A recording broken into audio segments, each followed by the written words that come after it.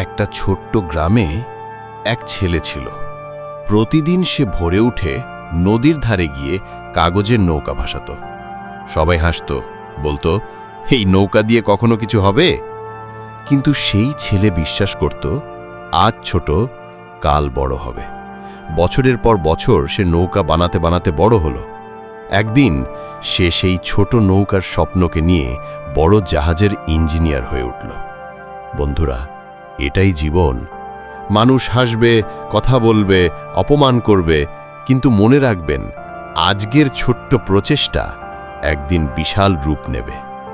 Tips: প্রতিদিন 1% উন্নতি করুন।